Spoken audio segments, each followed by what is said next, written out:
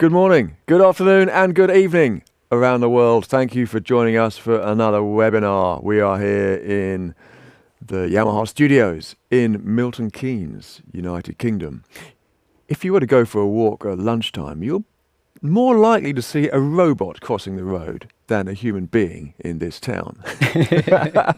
Funny. My name's Andy Cooper. And I have my colleague here, Mark Collins. We are with you today to help you kiss your conference. That is keeping it secure, yet simple. So we are at the point of convergence with AV and IT equipment. And you've come to the right place with Yamaha, being a leader in both fields, you could say. We are one of the few, perhaps the only, AV equipment manufacturer that also makes network switches and has done for quite some time. So we have a treat for you. Thank you for joining us. Whether you are an IT technician getting more into the world of AV, or perhaps you are an AV technician needing to know more about IT equipment, we're here to help, aren't we, Mark? We are indeed, yeah. And so, I mean, today we're mostly talking about network security. However, we're really going to talk about general sort of network technologies that you can, basically sort of techniques that you can apply to really any system, whether it's networked audio or just really a standard AV install. So there's going to be some theory involved. There's going to be a mixture of content. Yeah, I think we're probably better to just get started, really. So let's remind everyone who is watching on Zoom, we have a Q&A facility. That's the beauty of doing a live webinar. We will try to answer your questions. So if you have any question, use the Q&A facility on Zoom to send it to us. If you're watching on LinkedIn or Facebook, you are most welcome. Thank you for joining us. But we can only monitor the questions coming in from Zoom. So you could leap onto Zoom if you wish, if you have a burning question to ask. Otherwise, I guess we'll take a look at the comments in the social media sites later after the webinar is over, so we might be able to reply something there. Yeah. But Q&A is where we are at. We'll try and answer things as we go along. But so what we'll do, let's have a look at some slides anyway. So first of all, let's talk about network security. So what is network security? So, I mean, generally, we could say it's the protection of data and assets that are present on a computer network. But you might be asking, well, how does this relate to networked audio? So in terms of networked audio, we've had some talks here, and we've been sort of thinking about this. And in terms of networked audio, there's a few cases in which you can help yourself by adding some security to your system. So by adding security to your network, you can help avoid unauthorized changes to your equipment. This seems like quite a basic one, but actually by locking down the network and stopping people from gaining access to the same segment where your AV equipment's sat, obviously you can stop unauthorized changes from happening. The other thing is, of course, unauthorized recording. Now, with networked audio, of course, there is a possibility that some of that data, in some cases, might get to other devices that are on the same segment as your Dante devices, for instance. So we're going to look at ways that we can reduce the risk of any issues there. The other thing is reliability issues, and this seems like quite a basic one, but if you imagine, a lot of this will be accidental, but somebody might turn up as a guest, they might plug in their laptop to a port in a room, and if it's the wrong port, if they've got, say, a static IP address or something like that, maybe they interrupt the flow of information between your control system and some devices. Maybe they interrupt an audio or video stream, something along those lines. So we're going to look at ways, really simple ways, that you can actually avoid those issues. Let's have a little look then at some layers of security. So I've split this into 4 different layers. The idea is you can include more than one layer within a single system. And obviously there are other things available as well than the things that we're mentioning today. But so these methods are designed to be used in pretty much any networked audio system. Even though we're focused on Yamaha equipment today, you can use it with other brands of switch and other types of networked audio as well. So the first thing we're going to look at is Dante device lock. You might be aware of Dante Device Lock. This is a feature which is within Dante Controller, the Dante Controller software, and it allows you to restrict settings changes occurring on your Dante endpoints. So you can add a PIN code, and this is, a relatively low level of security from a network standpoint, because it means that if somebody is already able to look at entering this PIN code and look at changing these settings, they're already on your network by this point. However, it is still a useful thing to do. So this is the first thing. So Dante Device Lock is one of the possibilities. Looking again at Dante technologies, Dante Domain Manager is another possibility. Now, you might be aware of Dante Domain Manager. What it allows you to do is control access to audio flows or audio streams on Dante. So it allows you to direct where they can and can't go effectively. And it's a very effective piece of software. It allows you to scale up to involve sort of multiple networks and that sort of thing. So it's actually a very useful tool. Now, we see this as kind of a medium security level because you can have some level of authentication there as well. So when you open Dante Controller, you can ensure that certain people can only see certain Dante devices. The issue comes where if you're using multicast flows, so you may have come across multicast flows in the past. With multicast, multicast is a network protocol. So even though Dante Domain Manager is able to control that to some extent, because it's multicast traffic on your network switch, there's still a possibility on a network level that somebody else could gain access to those streams. And so that's one of the things that we're looking at today. So I've had an accident with Dante multicast before, which is quite funny. I took out half Yamaha's office network, going back over a decade when we were first experimenting with Dante. Yeah, I had set up my computer to transmit 64 audio channels of multicast because I was testing it with mixing desks and so on. And I'd left my computer in that mode and had moved... gone to regular office and plugged my computer into the regular office network, and at that time it didn't have a lot of the security features that we're talking about. So 64 channels of multicast went out throughout the whole office network, and any device that was still working on 100 megabit at that time, which was quite a lot, printers and so on, just stopped working. So I took down all the printers, half the office network. I've never seen an IT engineer come to me so quickly, So we've learned something. So don't do what Andy did. That's the first thing. Now, the other thing is with the Yamaha switches, they've actually got a built-in feature to try and stop that from happening. So we actually have automatic Dante settings built into these, which indeed basically try and stop that from occurring. So basically RGMP snooping is what it's called. We're not going to talk about that today, but there's that, and there are some other features as well which are built into these switches. But that's quite a handy thing to know. So out of the box, that should hopefully stop that from happening. Absolutely. Yeah. So yeah, there we go. So I mean, stuff. From a network perspective, so the next two things that I'm going to talk about are actually, they're very much network-based technologies. So the first things I've talked about are software-based. So these next two things, one of them is VLANs. So VLANs, or virtual LANs. So you may have come across these, and it's a bit of a technical term, but actually they're quite easy to understand. So a VLAN is just a segment, a network segment. So basically, with a VLAN, you can segment your traffic. So in the case of what we're talking about today, you might separate your Dante equipment from your other equipment on the network.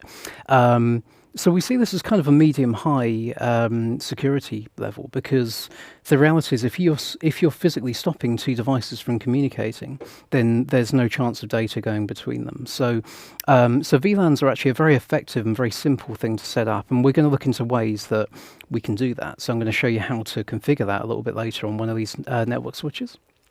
Now, the other technology that we're going to talk about is, well, in fact, let's talk very briefly about static VLANs first of all, sorry. So when I talk about VLANs, virtual LANs, so we're segmenting our switch. Now, there's two ways that you can set up VLANs. So we have, first of all, we have a static method. And what that means is that we statically have ports assigned to specific VLANs. So in this case here, we've got VLAN 10, which is in this case, the meeting room. In this diagram, I've got 12 ports that are assigned to that. Then we have VLAN 20, which is corporate. So that could be our internal company network or something like that. And then VLAN 30, which is your guest network. So you can see here, I've got 12 ports assigned to one, 6 to another, 6 to another. And so in this case here, we've got 2 links running out to, in this case, an enterprise router, which I haven't pictured here. So that allows internet access from the corporate LAN and from the guest LAN. Now, if we look at our devices, so I've got some devices that are in the room there. So I've got our AV equipment in one box there, but that could be that might be Dante equipment, it might be your control system, it might be displays or video switches, that sort of thing. And then we've also got the Yamaha RMCR there. So Yamaha RMCR is an audio processor. The reason we've mentioned it here, though, is because it has a special ability. It's got multiple ports on the back of it, and it has a special ability to split those ports. And so we'll see in a second on the diagram actually how that works. So basically, as we start to add the connections into this diagram, we've got the AV equipment and the RMCR running into that Dante VLAN. So all that Dante traffic is kept within that VLAN there.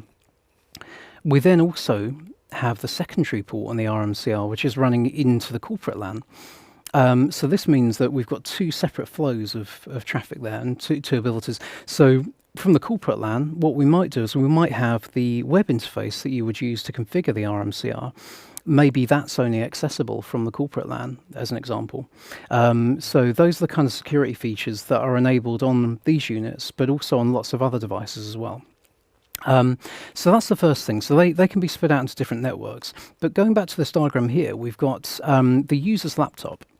So the user can then plug in to that guest LAN, and that means that the user is able to get a wired connection to the internet effectively, but they're still separated from all the other equipment in the room. So that means that's a relatively safe way to have things connected. And so this is all great, and this is all statically assigned.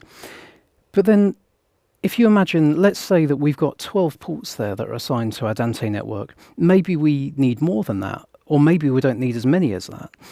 Perhaps we don't know exactly when we first install how many ports we're going to need for each of those networks. Likewise, if a guest plugs in, do we know that they're definitely going to plug into those ports at the end? So let's look at something else that we can do then to make sure that the switch automatically knows to put a guest into the guest VLAN, because that's quite a key feature to what we're talking about today. So we're going to look at something called port security. And with port security, we're authenticating every device that connects. And this also gives us the ability to run dynamic VLANs, which are based on the devices that are connected to the switch. So I'll show you just now what that means. So with port security enabled on the switch, we've got the same devices in the room and the same connections. But you'll notice that the connections out to the internet, they only have a single port assigned to each. So one assigned to the corporate in blue and one assigned to the guest in orange there. Now the AV equipment, as that plugs in and as the RMCR plugs in, you'll notice those ports are becoming assigned to the Dante VLAN because it knows that that's the Dante ports on those devices that are plugging in. And likewise, when the corporate port plugs in, it knows to put it into that VLAN. Now, there's something clever that goes on here with the user's laptop, though. So when the user's laptop connects, we can actually deny them access completely. So we can tell them not to connect, or we can automatically put them into a guest VLAN. So this is quite a neat feature. It's quite handy. And I'm going to show you in a bit actually how to set this up, because it's relatively simple to do. But the point is here, it's adding a really sort of another level of security to your system. Very easy to add, but also it'll add some real benefit to you and to your customers, really. That's great. I'm going to cough. That's okay. No worries. Sorry, I thought you were going to say something, but I would have done. Yeah, no problem. Okay, so let's go back to the diagram for a second. So let's just have another look again at those layers of security, just to understand again why I've put them into a pyramid like this. So the top two, we've got Dante Device Lock and Dante Domain Manager. And these two, so you can restrict access to resources on the network, so Dante resources in this case, but they don't actually control network access, so they don't control who connects. It just controls the type of audio streams and where they can go. They also rely on bits of software to be running for them to function. However, the bottom two here, these are the main focus of today because these actually control your network connections. So they're software agnostic, so they don't care what software you're running. All they care about is what device you're plugging in and whether your device is recognized or not. So all they rely on is hardware. All the settings for these are based on these network switches. So that's a really key sort of difference between these, between those types of security. For me, you're making a lot of sense, Mark. Okay. Yeah. Hopefully for everyone else too. Okay. Brilliant. Good stuff. We'll keep monitoring any questions that may come in, but feel free Excellent. to ask them in the Q&A Good stuff. on Zoom. Brilliant. All right, so we talked about the layers of security there. Now, what I'm going to do is I'm just going to very briefly introduce some technical terms and just very briefly explain how network communications work within a network switch. And some of this you might already know, but just for the benefit of everyone in this webinar, I want to make sure the terms are understood before I mention them in the videos later. So let's have a little look at the presentation again. So we have, so in terms of how devices communicate on a network, so I'm sure you've heard of IP addresses. IP stands for Internet Protocol, and IP addresses are a standard method of identifying objects on a network. The reason I use the term object is because an IP address, it's virtual, it can change, it can move around. So an IP address doesn't relate to a specific device. It could relate to lots of different devices throughout the course of a day, for instance. So because they can change, a network switch needs a more permanent option, a more permanent way of identifying a device. So the way a network switch does that, and the way devices communicate in general, is using MAC addressing, or media access control addresses. So every network device has at least one MAC address. Some have more than one, and I'll mention that later as well. But those MAC addresses are what are used to actually send data to those hosts, and they allow devices to communicate directly. So the MAC addressing is used in lieu of IP addresses. You don't actually need an IP address to communicate on a network necessarily. So, how do devices discover MAC addresses? So, a device uses something called ARP, which is Address Resolution Protocol. So, it uses that to find out a bit more information about the device it wants to communicate with. So, here's a standard ARP request. So, a standard ARP request will be something along the lines of, basically, in this case here, we've got a laptop and we've got our processor here. Now, the laptop already knows the IP address of the RMCR device, but it doesn't know its MAC address. It doesn't actually know really how to get to it. So it has to send that out as a broadcast. It has to kind of shout it out over the network to say, I know your name, but I don't know exactly where you are right now. And the RMCR comes back and gives an ARP response. And it responds and it says, okay, here's my MAC address and here's all my information. So now, in an instant, really, these two devices now suddenly know how to contact each other. And they build up something called an ARP table. And an ARP table just has an IP address relating to a MAC address. And you'll have hundreds, if not thousands, of these in the average ARP table on most devices. Yeah. So that's a direct communication between two devices. So if you imagine they're connected directly with a network cable. So let's have a look at what happens when they're plugged into a network switch. So when they're going to a network switch, a switch communicates in a similar way. So it stores a MAC address list. The reason it does that is because it wants to know which devices are plugged into which ports, so it can route the data directly between them. So when these two devices are talking, the laptop and the RMCR, as far as they're concerned, they're still talking directly to each other. They don't know that the network switch is there. However, when they send the ARP request and the ARP response, the network switch logs that information so it knows which devices are connected. So they communicate directly. The devices still maintain their own ARP tables, but the network switch now knows exactly how to send that data directly between them. Yeah, and it will only send the data to the ports they're connected to, not to any of the other ports. Exactly, and that's a key difference actually between, you might have heard the term network hub and network switch. That's a key difference between a network hub and a network switch. A network hub is a bit like a distribution amplifier. You put one signal in effectively, and it blasts out of every single port. And with a network switch is intelligent, so it knows where to send that data. And it can do something called store and forward. So if two lots of data turn up at the same time, it can queue them and send them out at the right time. So you don't get what are called collisions, which can really slow down a network. Great stuff. Yeah. Yeah.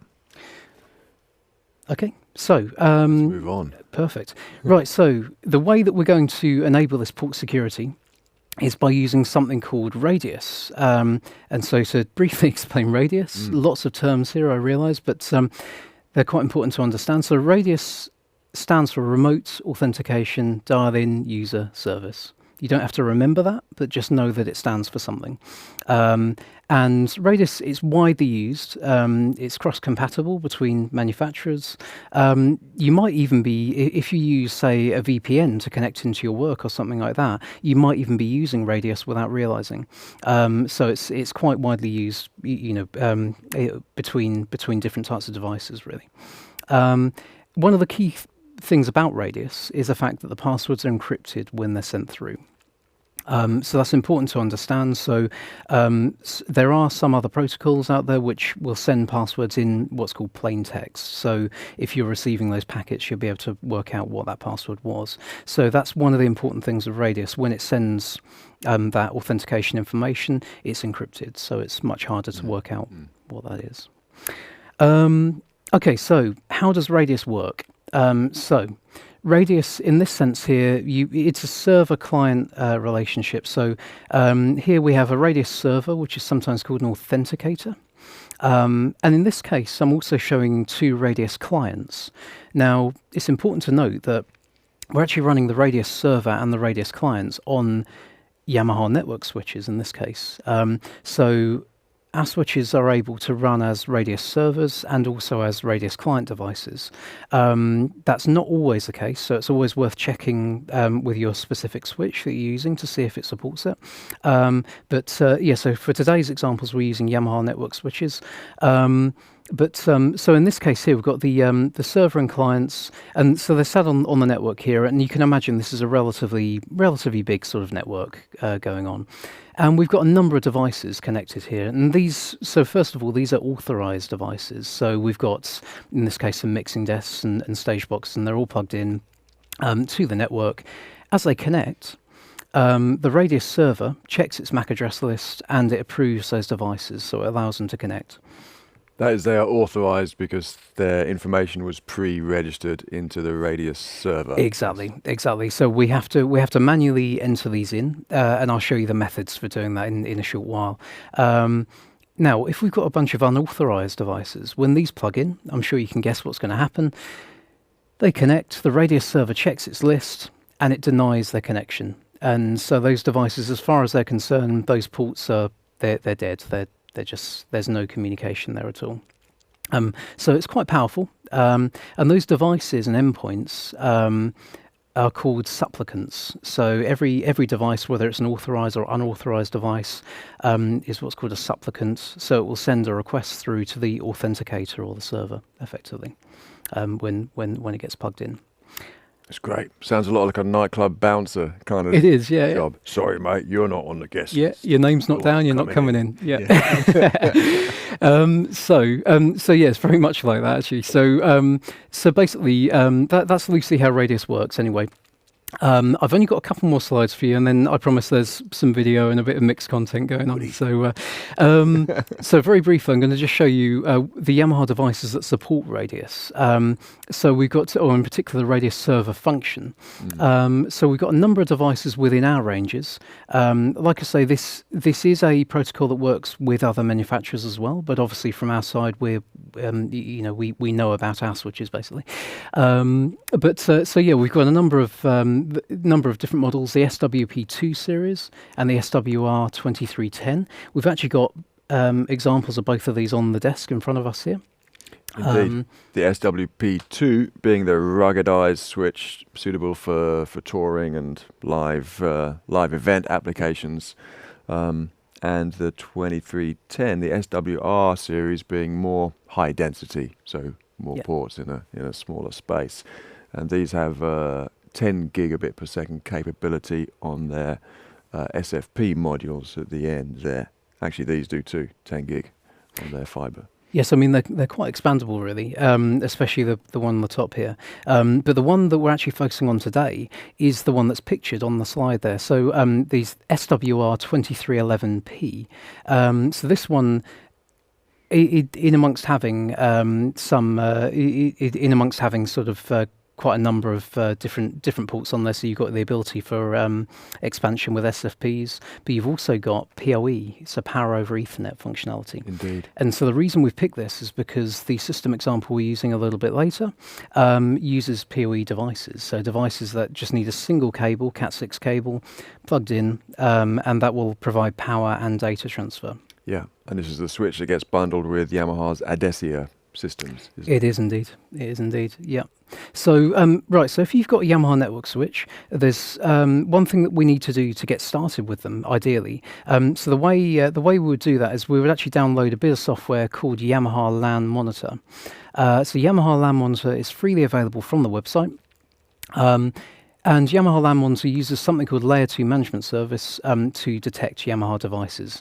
Again, you don't have to necessarily know too much about that, besides the fact that it does actually relate to, in some way, to the VLANs that we're talking about, because VLANs are what are called layer 2 in what's called the OSI model. But we're not going to go into that in detail. Let's not, no.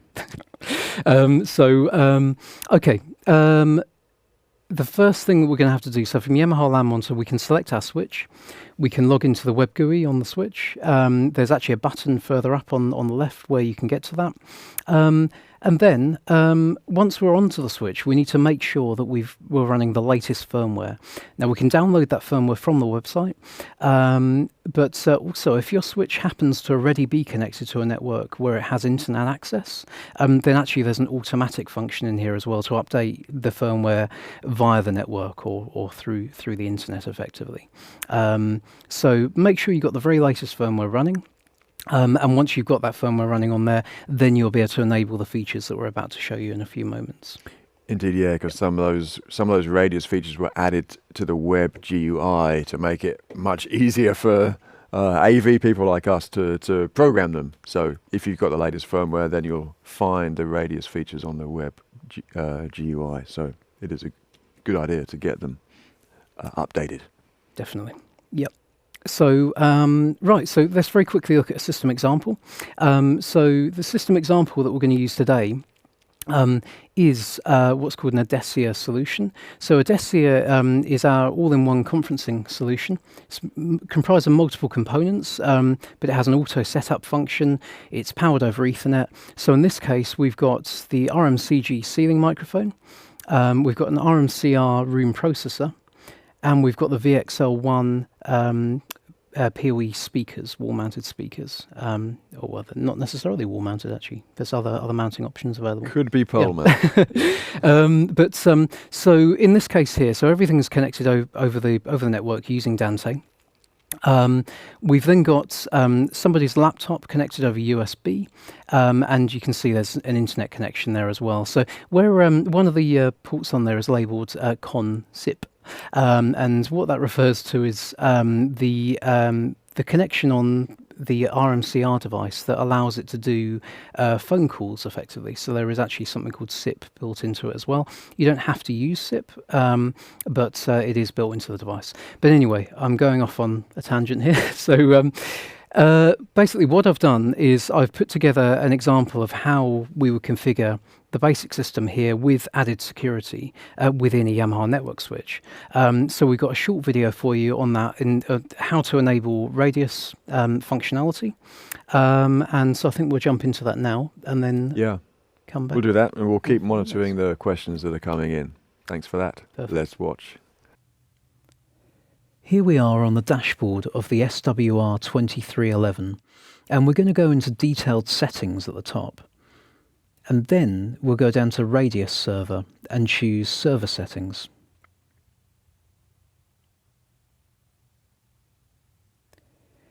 So in here we have to create a certificate authority. We click the Next button, and we can call this authority almost anything that we want. So I'll just call mine Yamaha.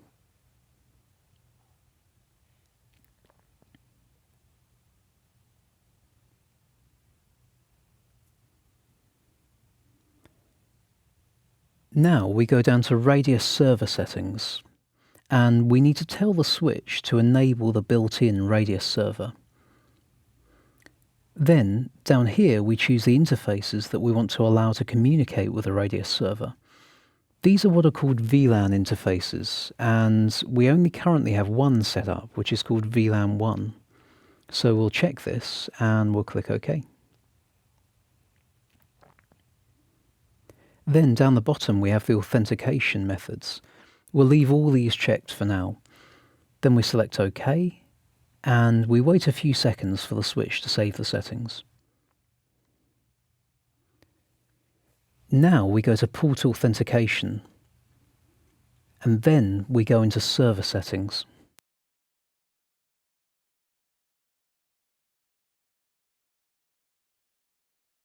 Here we tell the switch to look at its built-in Radius server. The reason this setting's here is that the Radius server could be on another switch on the network, or it could even be on a PC or server device potentially. So once this is set up, we can then go into Port Authentication settings. So at the top we have 802.1x. This can be useful in some systems, but we won't be using this today, mainly because some of the devices that we're using won't fully support it.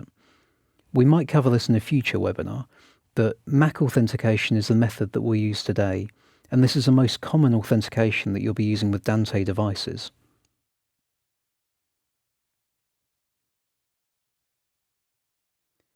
Down the bottom here we have the MAC address format for MAC authentication. This has a delimiter of a dash and lowercase letters, as per the example underneath. This is useful as it tells us what format we'll need to be using later on when we input the MAC addresses. So we'll have to enter them with dashes in between and with lowercase letters, like the example at the bottom.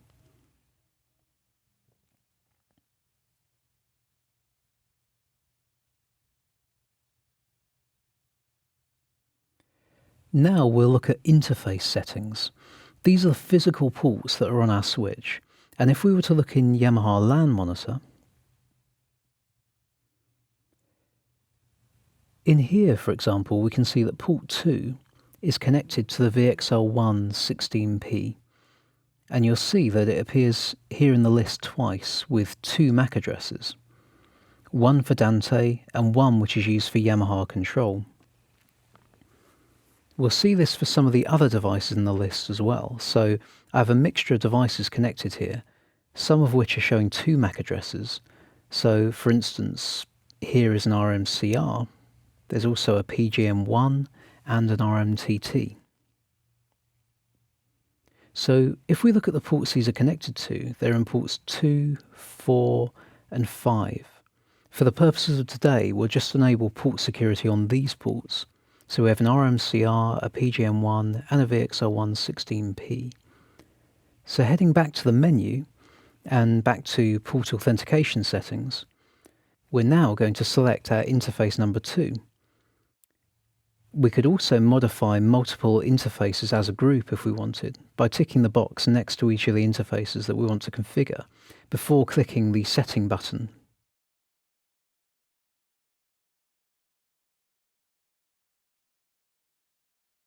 At the top here, we'll select Mac Authentication, and then we have some different host modes. So just to explain these briefly, single host mode means that the first authenticated device is the only device that can communicate through that port. This would mean that only one of our MAC addresses will be able to communicate. Multi-host mode means that the first device to connect needs to authenticate, and then after that, other devices will be able to communicate. So this would work for our VXL1 16P, but it's not the most secure setting, as only one of the MAC addresses is being authenticated. This can be quite useful for devices like wireless access points, where the access point is authenticated, and then the wireless devices can be allowed through, perhaps onto a guest VLAN. So we're going to use multi-supplicant mode, which is the most secure setting, and means that every device that is connected needs to authenticate. So now we're going to advanced settings, and once we're in here, we choose the option to re-authenticate periodically. This default figure of 3600 seconds is okay, but we might want to bring this up to the maximum, 86,400, which translates to 1 day or 24 hours. A bigger number might be better here. We also tell the ports to clear periodically. We'll set them to do this at 2300 or 11 PM every day. So now we'll click OK and save these settings. And in the interface window, we'll see that this port is now set up for multi-supplicant mode. And now I'll fast forward again to where the 3 ports are all set up.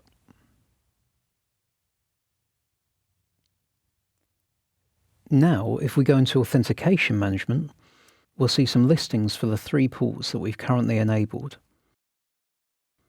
We'll see the MAC addresses for the devices on ports 2, 4 and 5. If we wanted to verify this, then in Yamaha LAN Monitor, we can check, say, port number 2, and we'll see here that it has a MAC address ending in FA72. We can also see that is the Dante port of the device. So going back to the settings on the switch, we can see FA72, so we know that's the correct device. So we can highlight, and we can copy using Ctrl-C on my keyboard. Then in the Radius server, we select User Management. The Radius server treats these devices as users, so we have to enter them like this. So I create a new user. I mentioned there is the option there for 802.1x, but we'll be using MAC authentication today. So here I use Ctrl-V on my keyboard to paste the MAC address into the user ID. Further down for the authentication method, we choose the second option. And then we give it a name, which should describe the device in a few characters.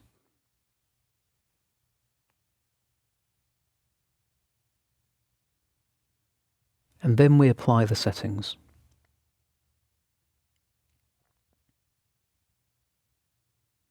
So now we can see our entry, and one option we could use here is the export function. So this would allow us to export a CSV file that we could edit in Excel. If we had a really big system, this could be useful, but because we only have a few entries, I'm going to put these in manually now. And we'll fast forward the video a little bit so that in a moment you'll see all the entries completed.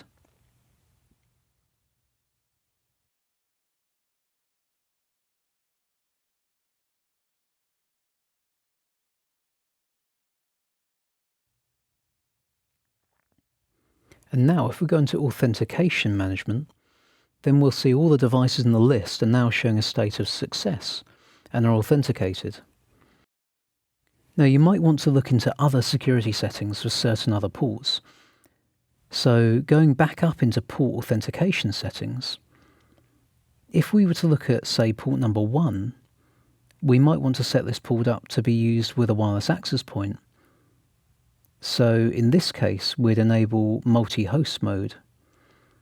We'd enter the details of the access point into Radius, and we might decide that we want to run a guest VLAN to allow wireless clients to access that way, which we'll cover later. Sometimes we might want to leave certain ports on the system open. This isn't ideal or the most secure, but if all your devices are locked away and inaccessible, then this might be okay in some cases. It's just worth making sure that any ports that are accessible from the room are secured to avoid unauthorized switch access, and that's what these settings will help you to do. First training video completed there. Thank you so much, Mark. It's great to see that and work through the process of doing a radius server setup. Hopefully it's far easier than you imagined. Certainly was for me anyway, even though there's quite a few steps to follow. When you've done it a couple of times, it becomes second nature. And it really is worth taking the time to set that up, because it's going to save you time in the future when you're doing long-term maintenance on the network. You know, there's going to be less problems, less accidents, less trouble caused by people who don't know what they're doing with the network. So you are saving yourself time by taking the time to program your security into your switches. Yeah, and there are a few little shortcuts as well that I sort of mentioned or covered in there. You might appreciate that I sped up the video at certain points or took out some certain sections there for you. That's more for the purposes of the webinar there, but actually the process still is very fast. So it's the kind of thing that it's definitely worth having a go. Just jump in, have a go. If you've got a switch, if you don't have a switch sitting around, then you know where to come for one. But basically have a little play around and try some of those settings. We do also have some documents on how to do this as well. So we'll make those available gradually as time moves on. There were a couple of just small points I wanted to make as well. Just a couple of basic security things. Which we can talk about, which again relate to lots of different types of device and not just Yamaha devices. So one of the key points is actually to, in terms of passwords, usernames and passwords on devices. So make sure that you set a password on your switches. These switches by default actually come with no password enabled. However, some other brands of switch will either come with no password or with the default password printed on the bottom or something like that. It's a very common thing, and it's easy to forget that, but of course you can add all the security you want, but if you don't change that default password, then somebody can still log into the switch potentially and do something. So that's the very first thing. The other thing is, so on this switch here, to make it easy to connect to it by default, we use standard HTTP. However, we also have an option for secure HTTP on here. So by enabling secure HTTP on the device, you can see there, you do that through the Management tab, and then under various server settings. There's actually an option there to enable secure HTTP. And so that's a really sort of useful feature again, because what that means is when you're administering the switch, if somebody else is connected to the network at the same time as you, even if they were able to see the data that you were sending to the web interface there, they wouldn't be able to read that data. So that's another side point, but certainly changing the password is a very key point, I would say. Absolutely, yeah. Otherwise, someone could come in and change the settings of the switch to lock you out. Exactly. So what we're going to do is we're going to look at then now the next scenario that we've got. So the next scenario is using similar equipment, but using it in a slightly different way. So the next scenario that we've got is still a single switch solution.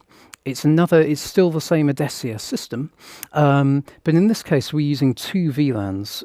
So the RMCR, as I mentioned before, it's got multiple network ports on the back of it. And the RMCR is able to split those ports to run on two separate networks if you want to.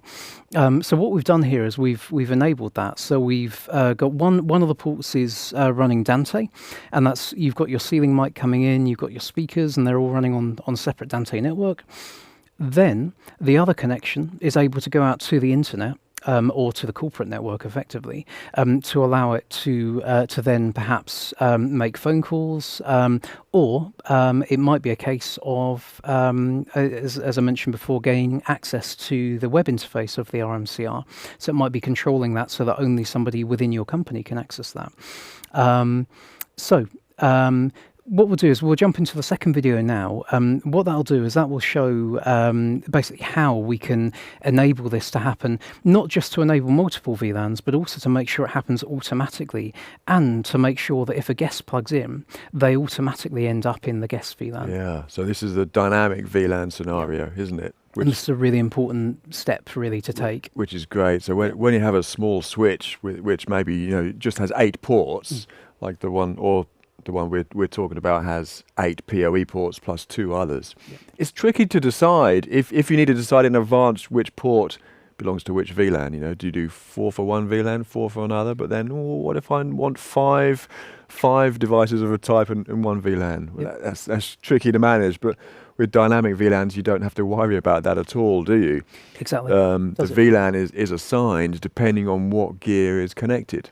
Yep. So you could have 5 or 6 devices in one VLAN and 3 in another one day, and then the next day you could have all devices in one VLAN and not in another. It's adaptable, isn't it? And the really key thing here is the ability to run a guest VLAN, because what this means is basically if you plug in a device that isn't recognised, so if it's a device that you didn't install and somebody plugs that in, it can automatically get assigned to a separate VLAN and it won't interact with your equipment. So that's a really key way to just make sure that somebody can't accidentally interrupt your system, basically. Right. Yep. So if a guest comes into your conference, they could still get internet access. Exactly. Through your network. Exactly. But not be able to do anything else in the network. Exactly. Not interfere. Great. Well, let's watch how to set up your dynamic VLANs. Yeah, let's have a look at the second video. So now, to set up VLANs on our switch, we're going to segment our switch, so we'll make sure that the Dante equipment is on its own VLAN. This is a useful thing to do. Sometimes it isn't necessarily possible to separate a Dante port and a control port, as on some devices this function's done by one physical port. But still, in this case, we're going to at least try our best to segment the traffic. First, we go into detailed settings, and then we go down to VLAN, then select the option to create VLAN. At the moment, VLAN 1 is the only one on there. This is what's called the default VLAN. So we create a new VLAN and we give it a VLAN ID of 20. And we're going to call it ADECIA. What we can do is set an IP address, which is a management address for this VLAN. We'd do that for routing purposes, so if we wanted to route between VLANs, then we might use it for that purpose, but for today we won't be doing that. We're creating it just as a LAN segment. So we'll leave that not set, and we'll confirm down the bottom. I'll also then set up a guest VLAN as well. We'll call that VLAN 30, and again we'll leave the address not set.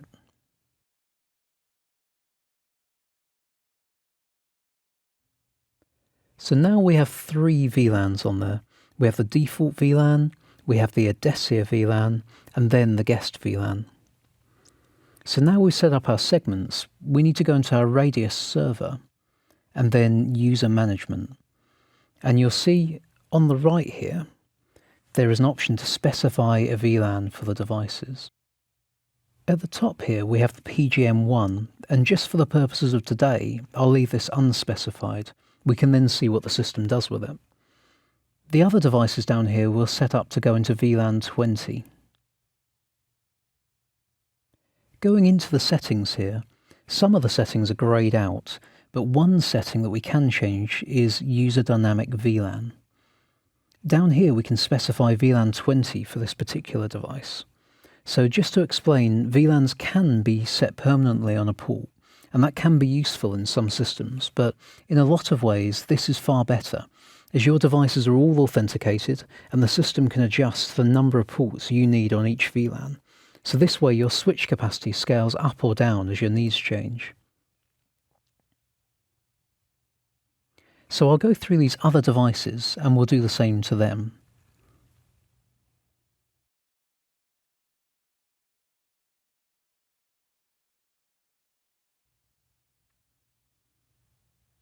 Now we'll go up to port authentication and we go into port authentication settings. Then for each of the interfaces, we need to tell them that they're in a dynamic VLAN. So we go to the settings on each port and we tell it to use dynamic VLAN. We also enable the setting for guest VLAN. This means that if the device isn't authenticated, then it'll end up in the guest VLAN. And this is a good setting to enable on every port if you have a guest VLAN configured. We make the changes on all of these ports, and again we could do them all together, but I'm repeating here to show you the process.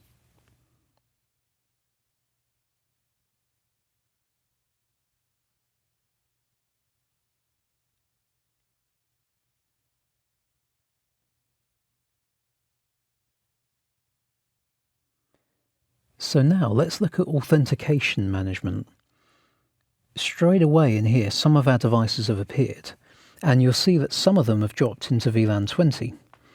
Most of our devices are configured for VLAN 20, but if you remember, the PGM1 isn't defined.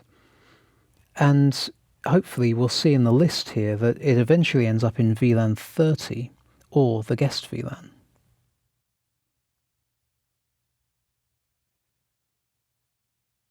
So this has proven that Radius is working and that the guest VLAN setting is also working.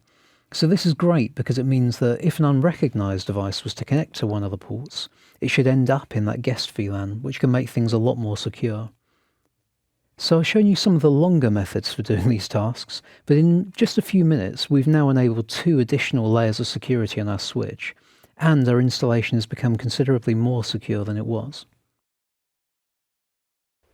Brilliant, and there we are, one secure network. Thank you, Mark, that's great.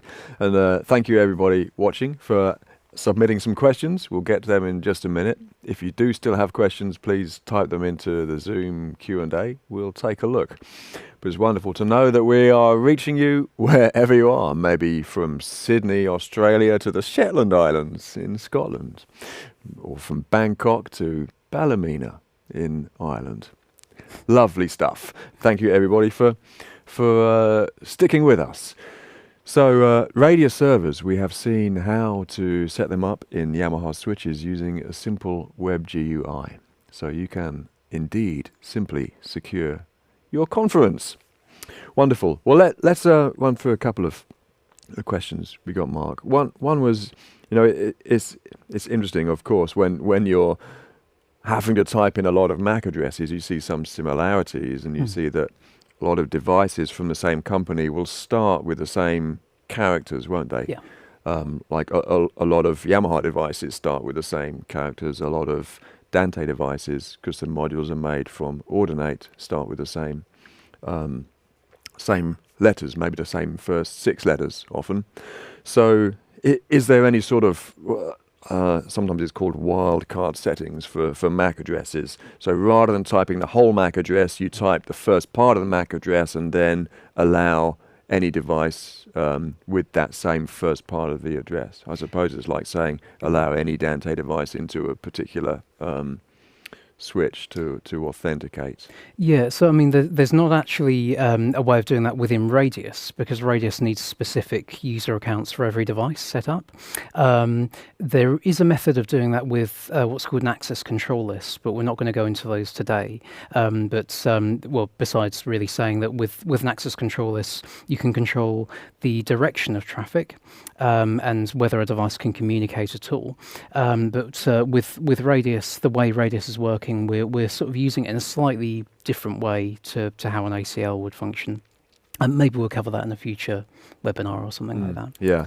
Obviously, it's not so secure either if you're going to allow a whole range of devices rather than specific ones.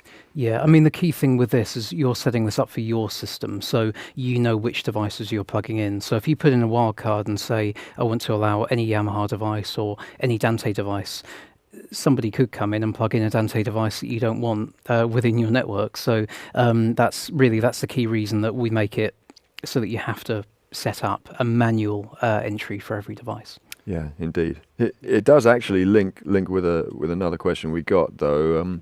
What is the difference between an access control list and a MAC authentication? We've sort of touched on that. Sort of, yeah. I mean, so an access control list can use it can effectively use MAC addresses, or it can use IP addresses. But as I mentioned, the access control list can actually control the direction of traffic alongside other things. But what it can't do is control things like, say, VLANs. So today we're looking at using Radius to set VLANs on specific ports and that sort of thing. And that's something that an ACL can't do. I suppose that's sort of one of the key differences anyway between the two. Maybe back to our nightclub bouncer scenario. Yeah. The access control list is like, are you allowed in or you're not allowed out?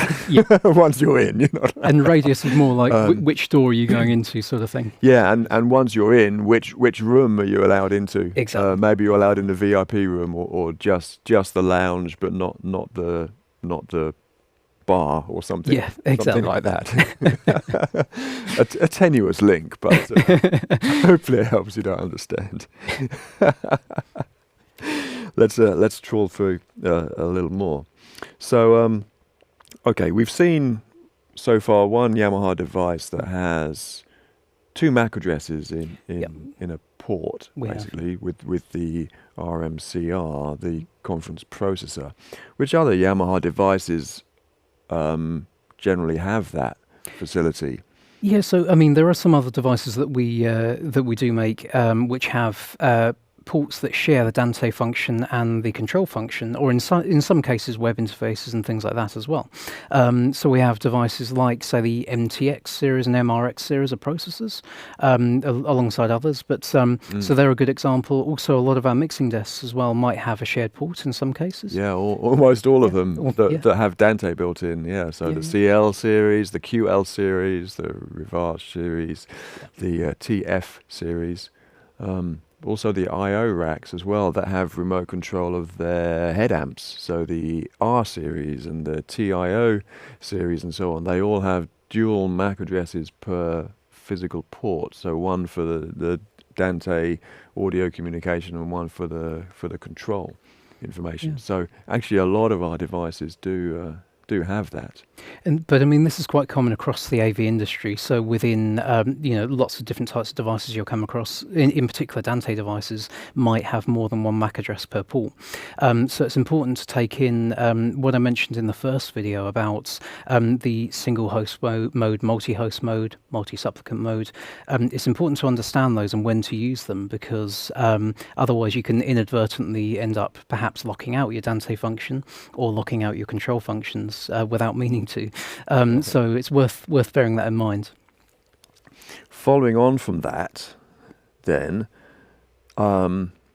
can you split each of those MAC addresses to two separate VLANs, maybe? So, one port, two MAC addresses. Can the Dante traffic be dynamically put into one VLAN, and can the control traffic be put into a separate VLAN?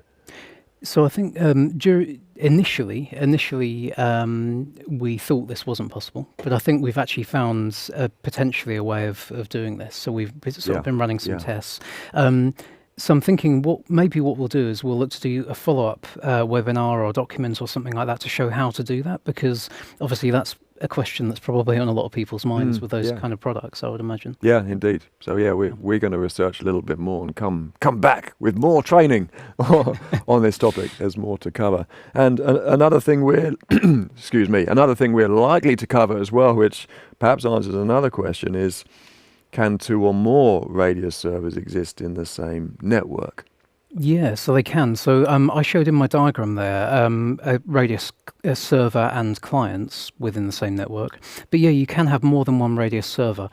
So I think probably what we'll do, if we did a follow-up to this, what we would do is look at having a system with multiple switches and maybe more than one radius server, and show how to sort of balance between them. But yeah, that is possible. So in that situation there, if let's say, I mean, you could run a radius server on a computer on the network or something like that as well. So that's another way of doing it. So you could have a secondary running on a computer, and therefore if you had to take your main switch out for some reason, then you could always revert back to, to the other device. So there are lots of reasons why you might want to do that, or why you might want to run multiple switches. So yeah, let's look into that as another example. Yeah, and the good thing is, once you set up one switch, you can do a backup and copy to other switches, so you don't necessarily have to type all those MAC addresses multiple times. Yeah, so I sort of alluded to that in the video, but I didn't show you exactly how to do it. But there is an import and export function for the configuration of the switch, but also for all of your MAC address lists. So if you've gone to the trouble of adding all your MAC addresses into a list for your radius server, then it might be worth just taking a couple of moments and backing that up to a file, and then you've always got that to go back to if you need it. Yeah, that's great. Well, I think we've covered the questions for now, which is wonderful. Thank you, everybody, for your contributions. So we're running out of time. So if you still want to learn more and find out more about Yamaha switches and conference solutions and so on, there's plenty of places you can go. Or if you want to find out more about other places where the gear is used, then may I recommend you seek our Facebook, LinkedIn and Instagram channels. So on Instagram we are Yamaha Pro Audio Official. Perhaps you're watching us on Facebook and LinkedIn live right now, in which case you can kind of stay where you are. Then our website, yamaha.com/pro audio. You can go there for getting the firmware for our devices, getting the manuals, getting training and support documents. You can find out news about customers of ours using the gear, and case studies of different types of installations. So many resources to be found there. And then finally, our YouTube channel, Yamaha Global. You'll find our previous webinars on there. This webinar should be archived there in the near future as well. And you can go there to find the Network Audio Systems Made Easy series of videos, which I produced last year. That's 7 videos. One of them is on security, which touches on the password settings, for example, and access control lists as well. So do take a look at them to learn more. But for now, that is all we have time for. So thank you again for joining us, Mark and myself, Andy. It's been a pleasure to share the hour with you. We'll be back again soon with more wonderful information for you. So do keep looking out for when our next webinar is going to be. But until then, stay safe, stay secure, stay healthy, and take care. Bye for now.